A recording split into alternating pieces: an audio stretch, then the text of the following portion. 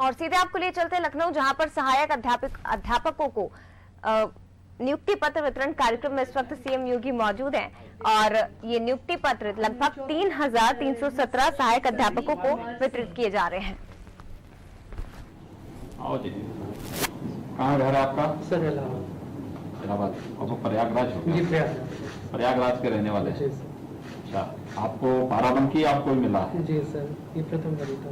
ठीक है, बहुत सुंदर। क्या बाराबंकी आपने मांगा था? जी, क्योंकि सर इलाहाबाद प्रयागराज था।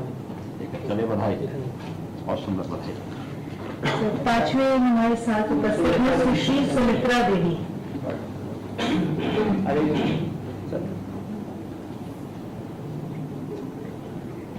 सुमित्रा देवी जी, आप कहाँ के रहने वाले हैं? जी सर, अयोध्या से। अयोध्या से? जी सर। बहुत सुंदर। क्या विषय है आपका? सर गृह विज्ञान। गृह विज्ञान से? जी सर। बहुत सुंदर। आपको जो है श्रावस्ती मिला है जिला? जी सर। अयोध्या से श्रावस्ती गई है कभी? सर अभी तो नहीं गए हैं, मौका मिल रहा है। जाएंगे ना? जी सर। मेहनत से पढ़ाई है वहाँ पे, ठीक है? बहुत सुंदर, बधाई। धन्यवाद।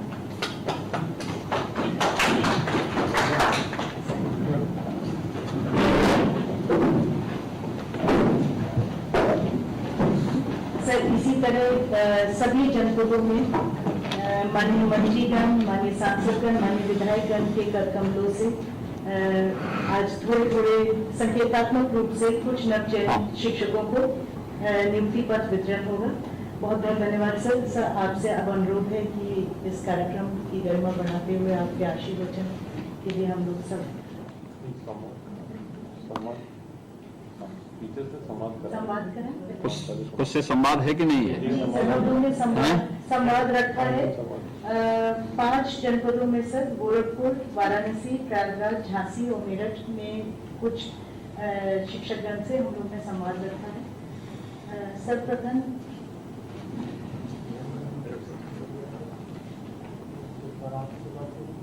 सबसे पहले मेरठ को कनेक्ट करते हुए सर। मेरठ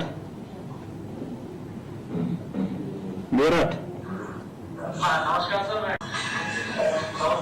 जिलाधिकारी गोरखपुर बोल रहा हूँ सर। यहाँ माननीय जनप्रतिनिधिगण, सांसद जी, विधायक जी आए हुए सर। निकिता परवीन जी है सर, इन्हीं के नियुक्ति पत्र, निकट परवीन जी, इन्हीं का सर आज जारी होगा सर। आपसे वार्ता भी करने का। निगहत परवीन है? निखत परवीन। निखत जी, क्या करते हैं आप? आप बैठ जाए, आराम से बैठ के बोलिए, आप बैठ के बोलिए। बहुत सुंदर। आज आप सहायक अध्यापक बन रही हैं, कैसा लग रहा है आपको? मैं बहुत सौभाग्यशाली और गौरवान्वित महसूस कर रही हूँ। आप अपने समाज के अन्य महिलाओं को भी, बालिकाओं को भी पढ़ने के लिए प्रेरित करेंगे ना आप? बिल्कुल सर, और खास करके उन गर्ल्स को जो दिव्यांग हैं। बहुत सुंदर। जी, मैं दिव्यांग गर्ल को बहुत प्रेरित करूंगी कि वो आगे अपनी पूरी शिक्षा पूरी करें। चलिए, बहुत सुंदर, आपको बधाई। आपको देखिए, सहायक अध्यापक अंग्रेजी के रूप में आपको आज आपका चयन होने के साथ ही आपको नियुक्ति पत्र प्राप्त हो रहा है। नियुक्ति पत्र प्राप्त प्रदान करने के लिए देखिए मुंबई से रवि किशन जी स्वयं आए हैं वहां पे। देखिए, इनको वैसे समय मिलता है कि नहीं मिलता है, लेकिन देखिए नियुक्ति पत्र देने के लिए इनको समय मिला। नहीं तो हर एक कार्य के लिए, शूटिंग के लिए जाते हैं तो पैसा लेते हैं।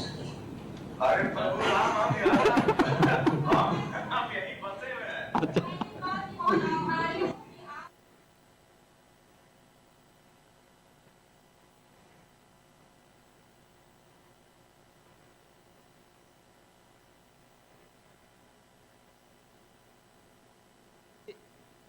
बहुत बहुत बधाई आपके परिवार के सभी सदस्यों को। देखिए, शासन में जब शासन का एजेंडा विकास होता है तो वहां पे व्यक्ति की योग्यता को ध्यान में रख करके ही शासन की चयन की प्रक्रिया बढ़ती है। आप जैसे योग्य लोग इसलिए चयन हो रहे हैं क्योंकि शासन की नियत में कोई खोट नहीं था और शासन ने तय किया था कि ईमानदारी पूर्वक प्रक्रिया को आगे बढ़ा करके हमें योग्य शिक्षक देने हैं। लोक सेवा आयोग ने आपकी परीक्षा ली, परीक्षा के बाद चयन की एक पारदर्शी प्रक्रिया अपनाई और पारदर्शी प्रक्रिया में हमारे यहाँ के अधिकारियों को किसी को नहीं मालूम कि किसका कहाँ के लिए चयन होना है। उस प्रक्रिया के तहत आप लोगों का चयन हो रहा है, इसलिए ये बड़ी उपलब्धि आपकी है। मैं आपको और आपके परिवार के लोगों को और ये सभी जितने हमारे जनप्रतिनिधि बैठे हैं, माननीय सांसद, माननीय विधायकगण, जिन लोगों की मेहनत से पारदर्शी प्रक्रिया लागू हुई है, इन सबको भी मैं बधाई देता हूं और आपको और आपके परिवार के लोगों को भी।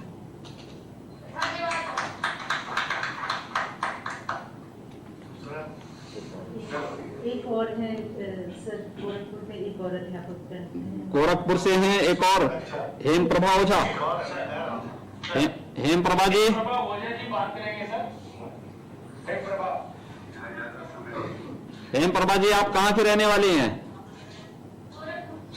गोरखपुर कहाँ से? बढ़लगंज से। आपको देखिए, आपको सहायक अध्यापक गृह विज्ञान के रूप में आपका चयन हुआ है। तो गृह विज्ञान में आप जो है भोजन बनाना घर के अंदर ही जानती हैं या बच्चों को सिखाती भी हैं भोजन बनाना? जी सर, भोजन बनाने के अलावा और भी बहुत कुछ है, जैसे मतलब परिवार की देखरेख, हाँ। और भी स्वास्थ्य संबंधी चीजें हैं, पोषण है, बहुत सारी चीजें। देखिए, आप लोगों ने इस कोरोना कालखंड में देखा होगा कि कितना महत्वपूर्ण विषय आपका है गृह विज्ञान का। देखिए, पूरी जीवन पद्धति आपके इस विषय के अंदर ही समाहित हुआ है और अगर आप लोग बच्चों को इसके प्रति जागरूक कर सकें, यानी जो बच्चे आपके विषय को पढ़ेंगे उनको तो, लेकिन साथ साथ सामान्य रूप से विद्यालय में प्रार्थना सभा जो स्थल होता है वहां पर, जब विद्यालय की मॉर्निंग असेंबली होती है वहां पर, या कोई सांस्कृतिक कार्यक्रम होते हैं, उस समय आप लोगों को अपना एक कार्यक्रम स्पेशल बनाना चाहिए। खासतौर पर गृह विज्ञान का एक स्पेशल कार्यक्रम वहां पे बनाना चाहिए, बताना चाहिए कि अलग अलग उस टॉपिक को जो हर एक व्यक्ति के लिए, परिवार के लिए, समाज के लिए उपयोगी है, वे सभी आपके गृह विज्ञान विभाग, गृह विज्ञान के अंदर आते हैं। और इन चीजों को अगर आप लोग कर लेंगे तो मुझे लगता है बहुत बड़ा कार्य कर लेंगे आप लोग। लेकिन पहले तो मैं ये चाहूंगा कि आप लोग नियमित रूप से विद्यालय जाकर के वहां पे पठन पाठन का एक माहौल बनाने की तैयारी करवाइए, और विद्यालय से शुरुआत अगर हो जाएगी तो फिर समाज अपने आप आगे बढ़ेगा। आपको भी और आपके परिवार के सभी सदस्यों को मैं बहुत बहुत बधाई देता हूं और मुझे विश्वास है कि आप सभी लोग मिलकर के प्रदेश में माध्यमिक शिक्षा के स्तर को, उसमें गुणात्मक सुधार करने में सब लोग अपना योगदान देंगे। बहुत बहुत बधाई। अब मैं अनुरोध करूंगी कि प्रयागराज जनपद को जोड़ देंगे। नमस्कार सर। हाँ, नमस्ते। मैं जिलाधिकारी प्रयागराज बोल रहा हूँ सर। हमारे बीच माननीय सांसद जी एवं माननीय विधायक उपस्थित हैं। यहाँ श्रीमती स्मिता जायसवाल जी आपसे वार्ता करेंगे। नमस्ते सर। नमस्ते स्मिता जी, कैसे हैं आप?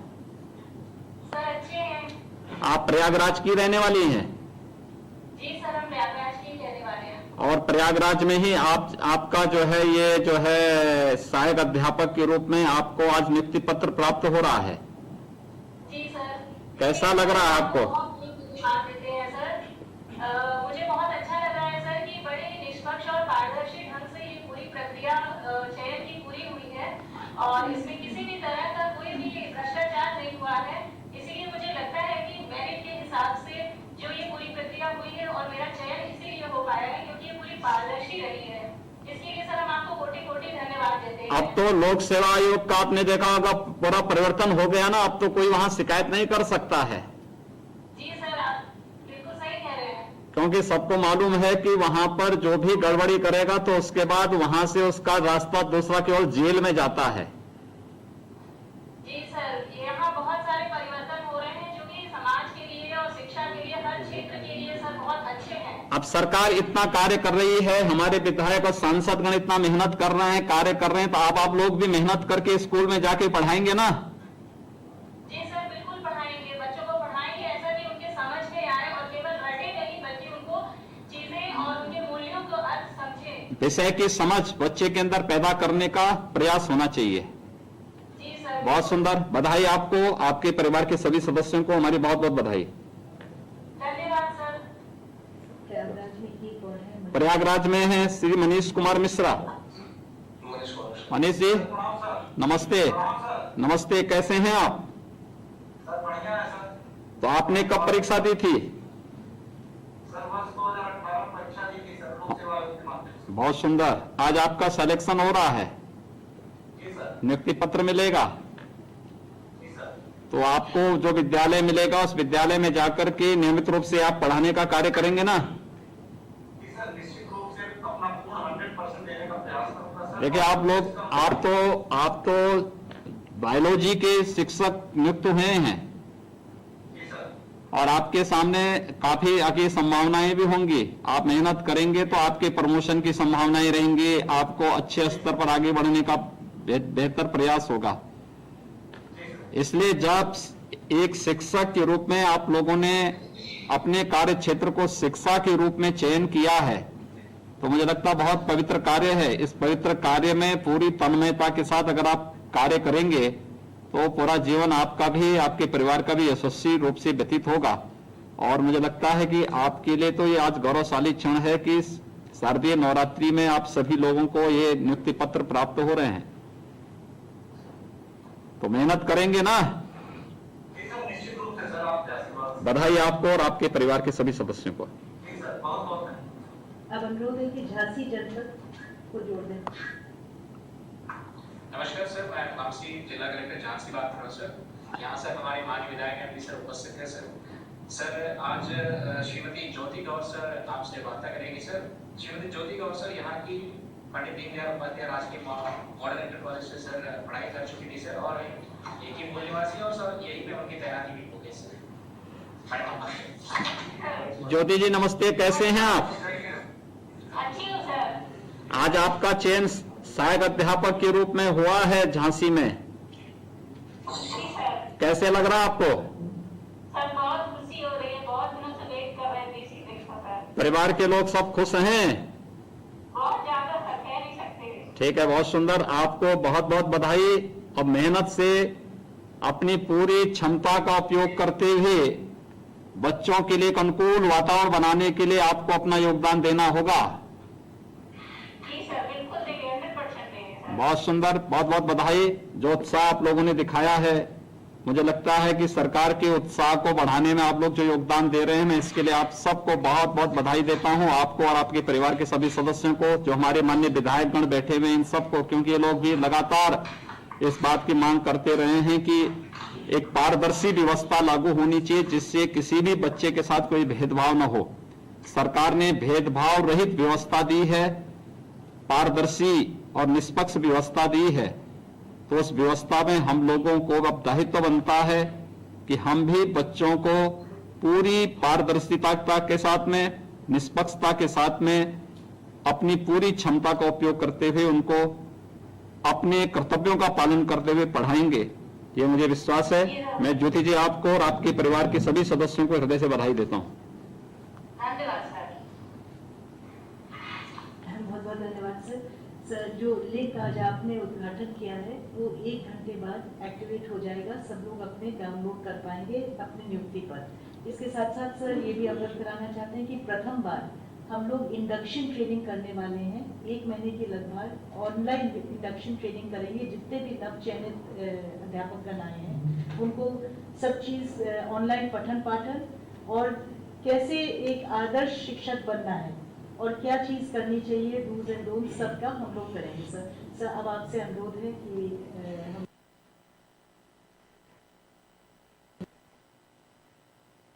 इस शासन में मेरे वरिष्ठ सहयोगी उप मुख्यमंत्री डॉक्टर दिनेश शर्मा जी, माध्यमिक शिक्षा की राज्य मंत्री श्रीमती गुलाब देवी जी,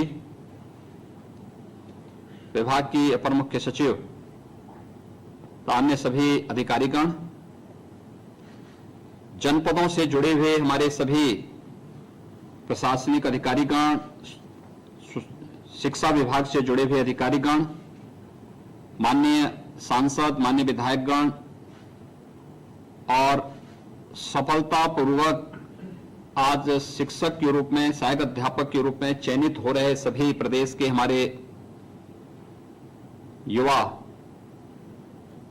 साथी, मैं आप सबको सबसे पहले शारदीय नवरात्रि के इस अवसर पर इस सफलता के लिए हृदय से बधाई देता हूं। शारदीय नवरात्रि की और विजयादशमी की ढेर सारी शुभकामनाएं भी आप सबको और आपके परिवारजनों को देता हूं। मुझे बहुत प्रसन्नता हुई है कि अभी मुझे 7 अपने सफलतम जो अभ्यर्थी हैं जिन्होंने उत्तर प्रदेश लोक सेवा आयोग की सहायक अध्यापक परीक्षा को सफलतापूर्वक पास करते हुए आज उन्हें नियुक्ति पत्र प्राप्त हो रहा है, उनसे मुझे बातचीत करने का अवसर प्राप्त हुआ। यहां लखनऊ में मैंने 5 जो यहां पर सहायक अध्यापक चयनित हुए हैं उनको स्वयं नियुक्ति पत्र भी दिया है। और जो ऊर्जा उनके पास है, जो उत्साह है, ये ऊर्जा, ये सकारात्मक ऊर्जा और सकारात्मक उत्साह ही वास्तव में समाज की सही ताकत है। ये ताकत ही हमें आगे बढ़ने के लिए प्रेरित करेगी, निरंतर आगे बढ़ाएगी। आपने पिछले 3-3.5 वर्षों में कुछ चेंज देखे होंगे। हमने पिछले 3.5 वर्षों में 3 लाख से अधिक नौजवानों को सरकारी नौकरी दी है और एक भी नौकरी में कहीं कोई आरोप नहीं लगा सकता। किसी भी विभाग की किसी भी नियुक्ति की प्रक्रिया में जो 2017 अप्रैल 2017 के बाद से प्रारंभ हुई है उसमें कहीं कोई उंगली नहीं उठा सकता, क्योंकि यही हमारी सबसे बड़ी पूंजी है कि हम प्रदेश के अपने युवाओं को पूरी ईमानदारी के साथ, पूरी शुचिता और पूरी पारदर्शी तरीके के साथ उनके चयन की प्रक्रिया को पूरा करते हुए नियुक्ति की प्रक्रिया के साथ जोड़ सकें और उन्हें यथायोग्य सेवा का अवसर शासन की व्यवस्था में, विभागों में दे सकें। 3 लाख से अधिक नियुक्तियां अब तक हम कर चुके हैं और पिछले 6 महीनों के दौरान, कोरोना कालखंड के दौरान इसमें सुस्ती आई थी, लेकिन पिछले 1 महीने से प्रक्रिया फिर हमने तेज की है। अभी पिछले दिनों आपने देखा होगा बेसिक शिक्षा परिषद के 31,227 शिक्षकों को नियुक्ति पत्र इसी प्रकार से हमारे माननीय सांसद, विधायक और मंत्रियों ने वितरित किए। और आज मैं माध्यमिक शिक्षा के माननीय मंत्री, उप मुख्यमंत्री डॉक्टर दिनेश शर्मा जी को, श्रीमती गुलाब देवी जी को, विभाग की अपर मुख्य सचिव और विभाग के अन्य सभी अधिकारियों को इस बात के लिए हृदय से धन्यवाद देता हूं कि आज 3,317 चयनित शिक्षकों को नियुक्ति पत्र देकर के माध्यमिक शिक्षा के विभिन्न विद्यालयों में जो रिक्तियां थी उनको भरपाई करने और पठन पाठन का एक बेहतर माहौल मिल सके, इसके लिए उन्होंने इस प्रक्रिया को तेजी के साथ आगे बढ़ाया है। तकनीक हमारे जीवन में कितना परिवर्तन ला सकती है, हमने यद्यपि अपने सामान्य जीवन में इसको महसूस किया होगा, लेकिन कोरोना कालखंड के दौरान बहुत नजदीक से हम लोगों ने इसकी ताकत को जाना है, पहचाना है। खासतौर पर इस दौरान जिस तेजी के साथ कार्य हुआ है, चाहे वह योजनाओं का लाभ गरीबों तक देने का रहा हो। कोई सोच सकता था अगर 2 करोड़ किसानों को प्रधानमंत्री किसान सम्मान निधि का लाभ देना होता तो एक तो इसके लिए समय खर्च करना पड़ता है, इतने मैन पावर कहां से हम लोग लेके आते। दूसरा, पैसा जब आप मैनुअली देंगे तो उसमें बीच में कुछ ना कुछ मीडिएटर तो घुस ही जाएंगे। प्रधानमंत्री मोदी जी ने जनधन अकाउंट खोला। जनधन अकाउंट का लाभ क्या मिला कि एक बटन दबाया, 2 करोड़ लोगों के खाते में प्रधानमंत्री किसान सम्मान निधि का लाभ पहुंच गया। हमने 87 लाख गरीबों के खाते में, वृद्धजन, निराश्रित महिलाएं, दिव्यांगजन, इनके अकाउंट में इनके पेंशन की एडवांस राशि और कोविड के दौरान भरण पोषण की अतिरिक्त राशि देने की एक प्रक्रिया प्रारंभ की। क्लिक में सभी 87 लाख लोगों के अकाउंट में पैसा पहुंच गया। ऐसे ही अन्य कार्यों के लिए भी हम लोगों ने टेक्नोलॉजी का उपयोग किया और माध्यमिक शिक्षा ने, बेसिक शिक्षा ने, तकनीकी शिक्षा ने, प्राविधिक और व्यावसायिक शिक्षा ने इस तकनीक का उपयोग करते हुए ऑनलाइन शिक्षण का कार्यक्रम भी इस दौरान तेजी के साथ आगे बढ़ाया। इसका परिणाम था कि 7 महीने से स्कूल कॉलेजेस बंद हैं, लेकिन ज्यादातर बच्चे ऑनलाइन शिक्षा के साथ जुड़ करके अपने पाठ्यक्रम को दोहराते हुए दिखाई देते हैं। इस दौरान मैंने अलग अलग तबके के लोगों से बातचीत किया। मैं जब भी किसी बच्चे से बात करता था, किसी युवा से बात करता था, तो मुझे तत्काल वहां से बात आती थी कि साहब अब हमारा ऑनलाइन क्लास की समय हो गया, अब इस समय नियम बाद में बात करेंगे। मुझे अच्छा लगता था क्योंकि मैं तो जानबूझ के फोन उसी समय करता था कि ये लोग वास्तव में क्लास अटेंड कर रहे हैं कि नहीं कर रहे हैं। लेकिन मुझे अच्छा लगता था कि वह अपनी ऑनलाइन क्लास के लिए छोटे बच्चे हों या फिर यूजी पीजी वाले छात्र हों, सभी ने इसमें रुचि ली और बेहतर तरीके से विभाग के इस अभियान को आगे बढ़ाने में मदद मिली। और अब हम लोगों ने इस तकनीक का उपयोग चयन की प्रक्रिया को पारदर्शी तरीके से आगे बढ़ाने, उन्हें नियुक्ति पत्र प्रदान करने और नियुक्ति पत्र के साथ साथ उन्हें कौन से विद्यालय का चयन होना है, अब इसमें पिक एंड चूज नहीं होगा। इसमें मेरिट के आधार पर उन्हें वे विद्यालय उपलब्ध होंगे जिसका वह हकदार बनता था। वे विद्यालय ईमानदारी से उसे प्राप्त हो जाएंगे। और आज 3,317 से अधिक सहायक शिक्षकों के चयन की प्रक्रिया उसी पारदर्शी प्रक्रिया का हिस्सा है। आपने उत्तर प्रदेश लोक सेवा आयोग का नाम बहुत सुना होगा।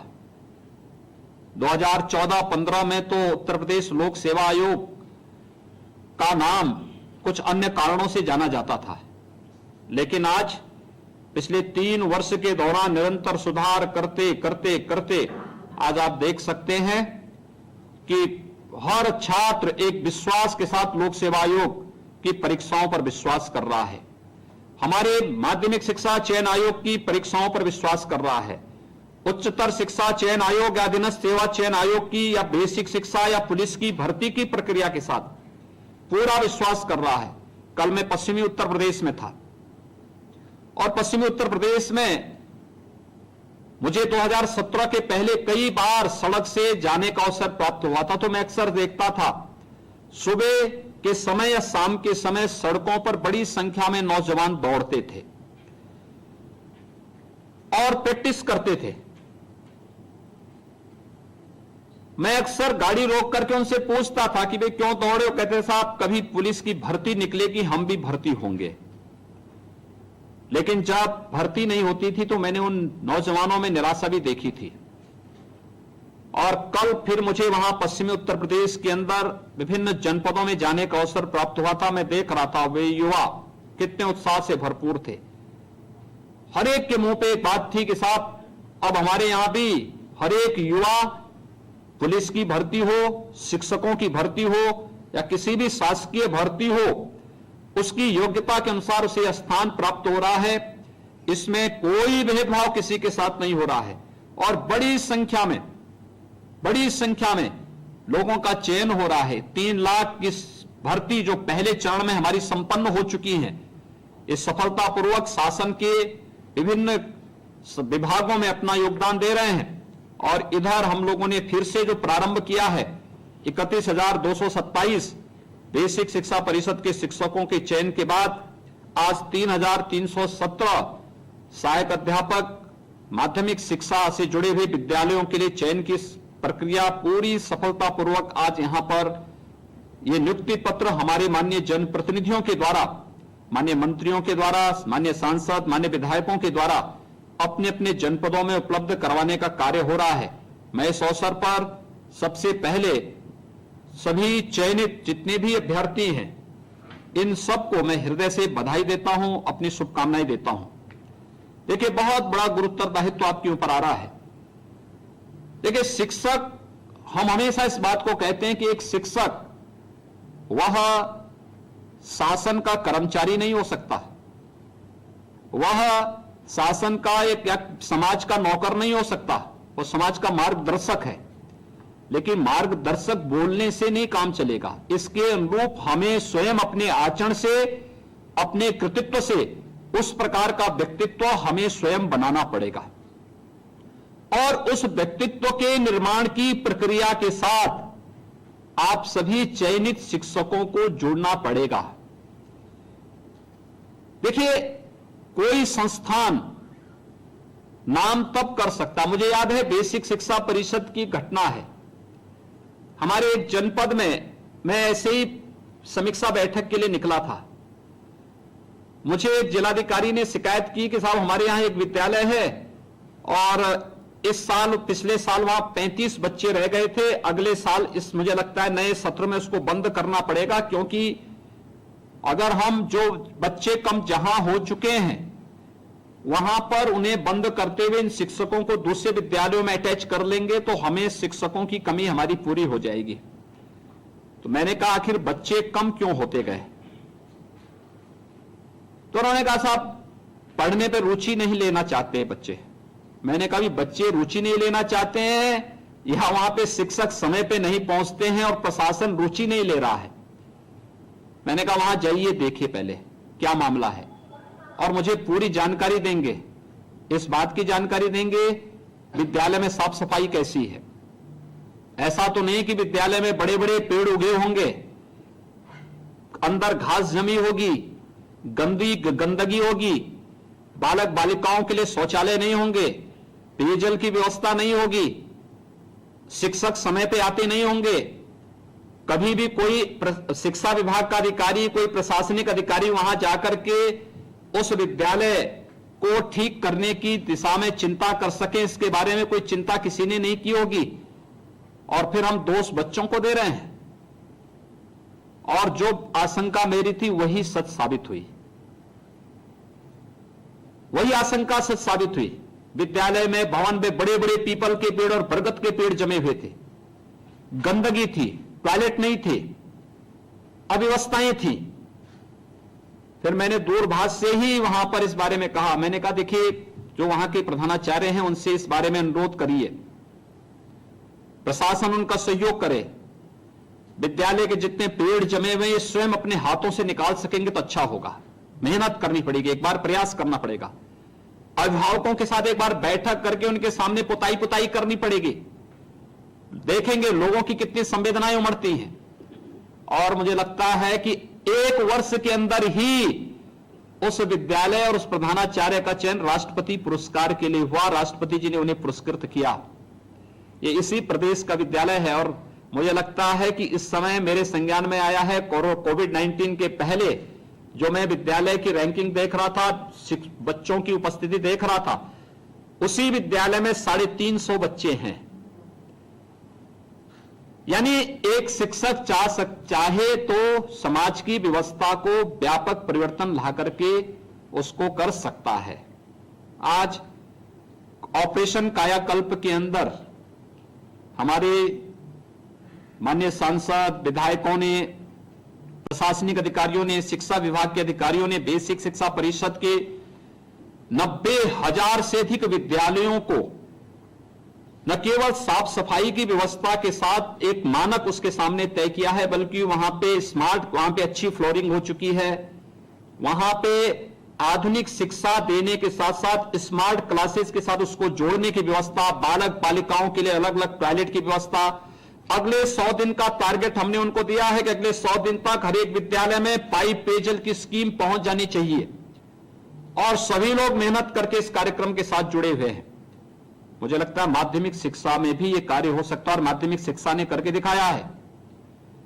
हमें याद है 2017 में, इससे पहले नकल के अड्डे बन चुके थे बहुत सारे विद्यालय।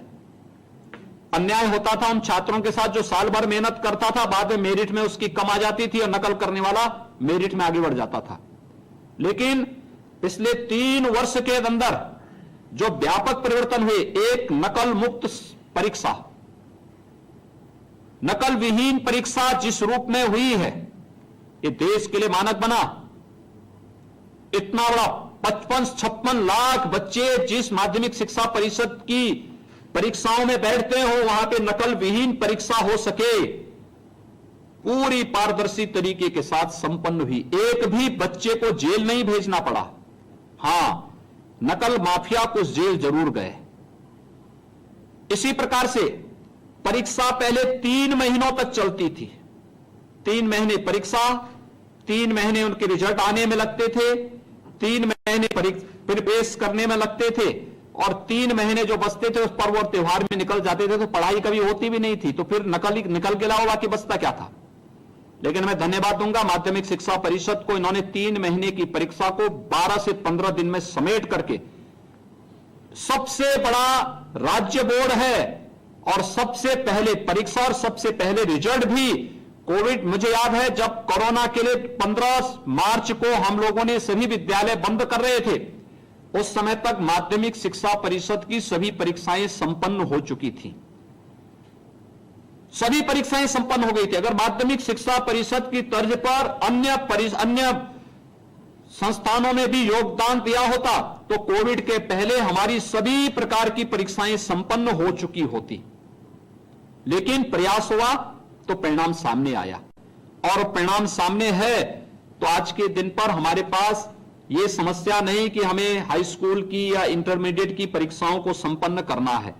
हमारे सामने था कि वे जो हाई स्कूल पास किया उस 11वीं में प्रवेश लेगा ही लेगा, तो उसके लिए ऑनलाइन क्लास को प्रारंभ करने की प्रक्रिया प्रारंभ कर दी। जिसने 8वीं पास किया वो 9वीं में प्रवेश लेगा ही लेगा। ऑनलाइन क्लासेज उनकी प्रारंभ हो चुकी। जो 9वीं में था वो 10वीं में चला गया, उसकी परीक्षाएं संपन्न होने के साथ ही उसका कार्ड उसे प्राप्त हो गया। उसका हम लोगों ने ऑनलाइन क्लास विभाग ने लेना प्रारंभ कर दिया, हर विद्यालय में प्रारंभ हो गया, और व्यवस्थित तरीके से वैश्विक महामारी का मुकाबला करते हुए भी हम लोगों ने सफलतापूर्वक इस कार्यक्रम को आगे बढ़ाया। यानी जहां चाह वहां राह, विभाग ने प्रयास किया, परिवर्तन हुआ, एक चेंज दिखा है, और मुझे लगता है ये चेंज आप में से हर एक शिक्षक करने की क्षमता रखता है। देखिए, शुरुआत एक से होती है। ये बोलना कि सारे लोग कार्य नहीं कर रहे हैं, देखिए दूसरों पर दोषारोपण करने की आदत हमें बंद करनी होगी। ये शुरुआत एक व्यक्ति को करनी होगी, और स्वयं से, स्वयं के परिवार से, स्वयं की क्लास से, और फिर स्वयं के विद्यालय से। और ये शुरुआत अगर आप करेंगे हर एक स्तर पर, देखिए अपने सामान्य पाठ्यक्रम के साथ साथ व्यापक अवसर होते हैं आपके पास, जिसमें बच्चों की रुचि को जागृत करते हुए आप एक योग्य शिक्षक के रूप में अपनी भूमिका का निर्वहन कर सकते हैं और यादगार पारी खेल सकते हैं शिक्षक के रूप में, जो बच्चों के भविष्य के लिए बहुत मददगार हो सकता है। आज आपकी योग्यता पे कोई प्रश्न नहीं खड़ा कर सकता। कम से कम 3317 जो शिक्षक आज चयन हुए हैं, ये उत्तर प्रदेश जो हमारा लोक सेवा आयोग है उसके द्वारा चयन की जो प्रक्रिया प्रारंभ की गई, उस प्रक्रिया के दौर से गुजर करके आपने अपनी योग्यता और अपनी क्षमता को यहां पे प्रदर्शित किया है। इसलिए जब आपकी योग्यता और क्षमता पे कोई प्रश्न खड़ा नहीं हो सकता, तो आपको अब अपनी पूरी ऊर्जा और पूरी क्षमता का उपयोग अपने विद्यालय के कायाकल्प के लिए करना चाहिए। आप जिस विषय के हैं उस विषय में पारंगत होना आपका दायित्व। उस विषय में नित्य नए क्या परिवर्तन हो रहे हैं। देखिए, ज्ञान असीमित है और नित्य नए परिवर्तन के लिए हमें तैयार होना होगा। हम लकीर के फकीर नहीं हो सकते। इसलिए पहले अपने पाठ्यक्रम को, अपने विषय की पूरी समझ होना, उसकी सहजता और सरलता को हम कैसे आगे बढ़ा सकते हैं, इस पर निरंतर कार्य करना। इसके बाद तकनीक के साथ उसको जोड़ करके हम व्यापक परिवर्तन के वाहक कैसे बन सकते हैं, यह आपको करना होगा। और मुझे लगता है जब आप करेंगे तो एक सफल और योग्य शिक्षक के रूप में आपकी पहचान होगी, लोग आपको सम्मान देंगे, और लंबे समय तक जो छात्र छात्रा आपसे पढ़ेंगे वे जिस भी क्षेत्र में जाएंगे उस क्षेत्र में वे लोग हमेशा आपको याद करेंगे, स्मरण करेंगे, और जब भी कभी आप उनसे मिलेंगे तो वे सचमुच आपके सामने किसी भी पद पे जाएंगे, आपके सामने नतमस्तक होंगे। एक बड़ा दायित्व आज आपके ऊपर मिल रहा है, और इसलिए मैं इस अवसर पर नियुक्ति पत्र के साथ साथ आपको हम सब अपने कर्तव्य बोध के साथ भी जुड़े। देश के स्टेट जो बोर्ड हैं उनमें से माध्यमिक शिक्षा परिषद उत्तर प्रदेश सबसे बड़ा बोर्ड है। इस बोर्ड के साथ जुड़ रहे हैं आप, इसके माध्यम से बच्चों का भविष्य आपके हाथों में है। हम कोविड-19 की चुनौती का सामना करते हुए कैसे हम एक सफलता पूर्वक अब अनलॉक के छठे चरण की तैयारी में अधिक से अधिक बच्चों के साथ जुड़ करके, अभिभावकों के साथ जुड़ करके अब सामान्य प्रक्रिया को कैसे चला सकते हैं, इसके बारे में भी हमें कार्य करना होगा। और खासतौर पर जो प्रधानमंत्री जी ने 3 दिन पहले राष्ट्र के नाम संबोधन में जो बात कही कि जब तक कोई वैक्सीन और दवा नहीं आ जाती, बचाव ही सर्वोत्तम उपाय है। और बचाव ही सर्वोत्तम उपाय में मुझे लगता है कि 2 गज की दूरी और मास्क जरूरी का पालन करते हुए अगर हम अपने पठन पाठन की प्रक्रिया को अब आगे बढ़ा सकें तो मुझे लगता है कि शिक्षा के लिए भी, बच्चों के लिए भी, शिक्षक के लिए भी और शिक्षा जगत के लिए भी अब ये सबसे सुनहरा अवसर होगा।